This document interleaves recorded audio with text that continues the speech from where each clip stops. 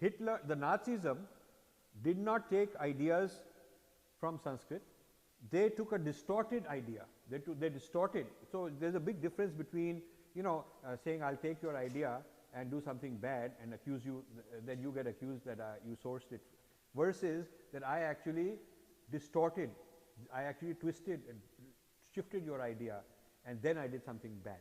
So, the real reason is nothing to do, it starts 100 years before Hitler. You should start a story in the beginning. The discovery that Sanskrit was very close to European languages was very well received by Germans in particular, because they were looking for a prehistory for themselves. Every major country in Europe had old narrative about its glory, which they taught to their children to be proud.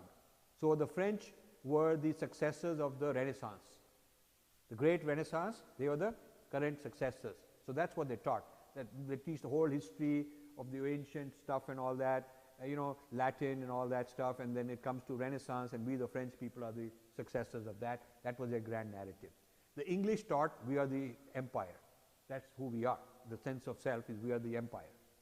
So, like that, Spain had great history of the sailing and discovery America, all that kind of stuff they could talk about. So, Germany had nothing. Germans were known in European textbooks as barbarians, you know that. Germans were known until around 1800, they were taught in German textbooks that history is history of barbarians. The people who had been destructive, they really had no past of glory. To create a unified Germany out of many small nations, out of many small kingdoms, required a narrative, exactly like India needs a grand narrative to be together. We better have one. So, to create that grand narrative, there was a lot of struggle going on. Are we Christian? Are we who are we? Is it racial? Is it religious narrative? But we need a unifying narrative for Germany, and that is when this whole thing was introduced. That we are the Sanskrit people, because it's very close to our language. So, we must have been those people. It couldn't have been those Indians.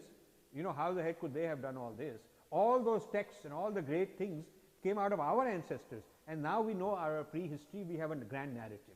So, to give the German people an ancient grand narrative, the appropriation of Sanskrit was a very important device. So, this you have to understand. I have explained this in Breaking India and other places. So, the creation of Germans, patriotism, chauvinism back in 1800s, this is a century before Hitler, starts with this appropriation, misappropriation of Sanskrit and Sanskrit texts. And we glorify them because they also praised it, but they praised it as their past. They praised it, it's like I steal your stuff and I keep praising it as something my grandfather did. That painting I actually took from your house, but I have called it my grandfather's painting. He did it. So, obviously, I will praise it, right. So, the praise is, you have to understand, the praise comes from where.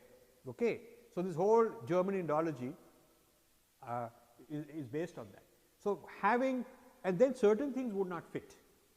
How to fit the religious ideas with Christianity could not be done.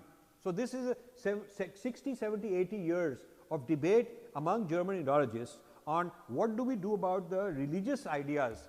We love the poetry, we love the science, we love the mathematics, there is astronomy. There are so many great things, it must be our ancestors have done all that. Okay. So, we should figure out that this Aryan homeland was somewhere in the Europe or wherever it was. Okay, that is where our ancestors came from. So, we want to co-opt and appropriate and claim this as our heritage. But what to do with this religious conflict with Christianity, because there is no mention of this Bible stuff.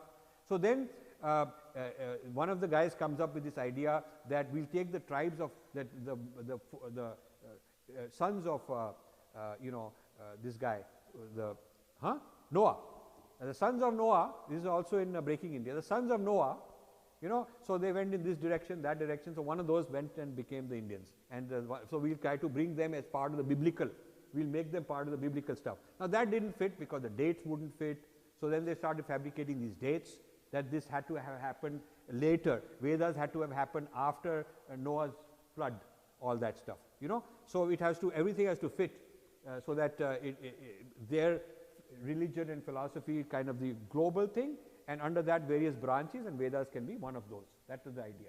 So, that way we can have, you can say that that is a distorted version. Then there is another debate, okay, if this the religious part of the Vedas is sort of to be explained in that way, then do we accept it as our cousins, that they are our cousins? Do we accept it that they are not our cousins? Were they superior to us? Were they inferior? Again, many Germans taking different sides. Many Germans taking different sides on the relationship of the spiritual side of the Vedas and Christianity. Many of them. And one of them was that basically when our ancestors took the Vedas to India from Germany, along the way it got corrupted and distorted, and so now what those guys got is that religion is not a valid one, but originally it was Christianity. But then that wouldn't fit because Jesus' dates are not older than Vedas. How can you make that happen? So this gymnastics was going on. This gymnastics was going on, and then because what the Germans wanted and what they wanted to reject were two different things. What they wanted to accept was language is ours, and the beauty and the poetry and the science and the mathematics, everything that is useful is ours. But anything religious wise that contradicts Christianity is somebody else contaminated it. So now with these parameters for research, whoever is funding that research, with these parameters you got to come up with a solution. So every German coming up with theory after theory, and in Breaking India I have given you a list of several of these. There was this Friedrich Schlegel, Augustus Schlegel, many of these people were there. Hegel was there, involved in this game of interpreting India vis-a-vis Germany. So this is a 100-year story that goes on, and it's got distortion after distortion built in.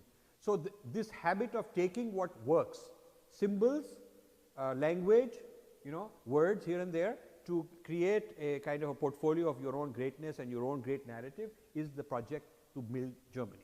From the early 1800s to the early 1900s, early mid 1900s, that has been Germany's nation building project. You have to understand that.